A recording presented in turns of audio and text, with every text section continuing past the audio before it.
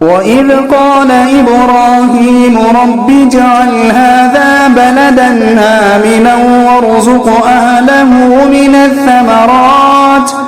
من الثمرات من آمن منهم بالله واليوم الآخر قال فمن كفر فأمتعه قليلا ثم أضطره إلى عذاب النار وبئس المصير.